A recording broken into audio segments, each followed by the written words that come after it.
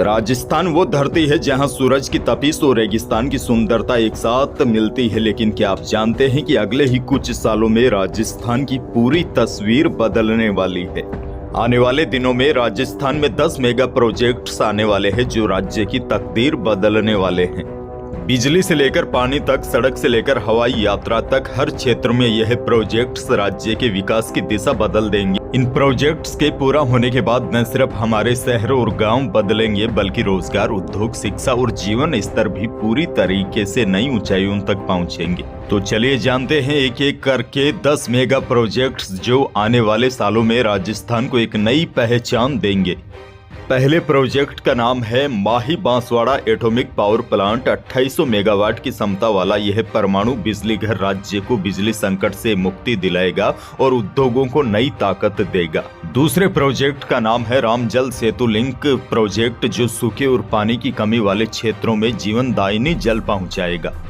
और तीसरा Kota greenfield airport, जिससे कोटा और आसपास के इलाकों में हवाई कनेक्टिविटी, रोजगार और निवेश में बड़ा बदलाव आएगा। यह तो बस शुरुआत है। अगले कुछ मिनटों में हम जानेंगे बाकी 7 मेगा प्रोजेक्ट्स के बारे में जो राजस्थान को अगले दशक में पूरी तरह बदल देंगे। सबसे पहले बात करते हैं किसानों के फायदे की। तो देखिए, ERCP राजस्थान का सबसे बड़ा पानी और सिंचाई प्रोजेक्ट है। इसका उद्देश्य पूर्वी राजस्थान के 13 जिलों में सिंचाई और पीने के पानी की समस्या का हल करना है।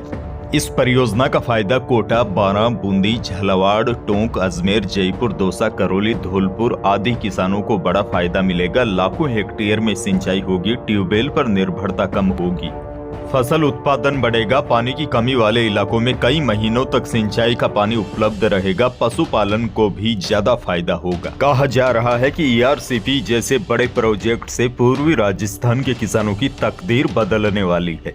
इसके साथ शेखावाटी क्षेत्र के किसानों के लिए भी अच्छी खबर है, क्योंकि सरकार का एक और लक्ष्य है यमुना नदी का पानी हरियाणा और उत्तर प्रदेश से कैनाल के माध्यम से भरतपुर, धौलपुर, करौली, अलवर व आसपास के जिलों में पानी पहुंचाया जाए ताकि किसानों को फायदा हो।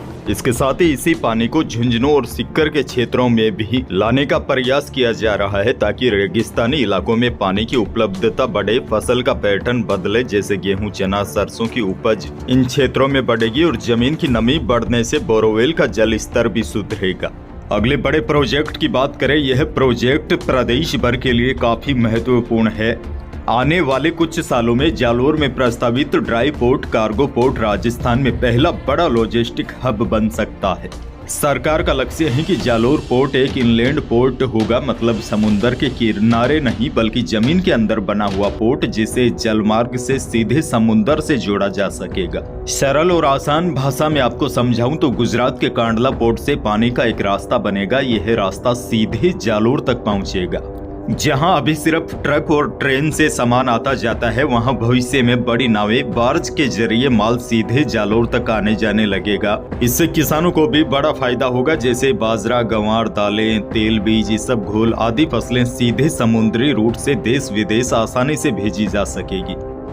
और पानी से माल भेजना सड़क और ट्रेन से काफी सस्ता पड़ता है। इससे किसानों की ट्रांसपोर्ट लागत कम होगी और ज्यादा भाव मिलेगा। अगले बड़े प्रोजेक्ट की बात करें तो नर्मदा नहर का विस्तार करने पर चर्चा हो रही है। सूखे क्षेत्रों में पानी पहुंचेगा, इससे खेती का रुकबा बढ़ेगा। देखिए, अभी क्या है, राज्य के कई जिलों में तो भरपूर पानी है, लेकिन कई जिले पानी के लिए तरस रहे हैं। इसीलिए सरकार की महापरियोजना यह है पूरे राज्य में पानी का नेटवर्क जोड़ना, यानी कि प्रदेश के लगभग सभी जिलों को पीने के साथ सिंचाई का भी पर्याप्त पानी मिल सके। वहीं सरकार आने वाले दिनों में एक और बड़े प्रोजेक्ट पर काम करने वाली है, कृषि मंडी सुधार योजना। इस परियोजना का नाम होगा। आने वाले दिनों में आधुनिक मंडियों पर काम होगा ताकि दलाली कम, बेहतर दाम और किसानों को फसल बेचने में काफी आसानी हो।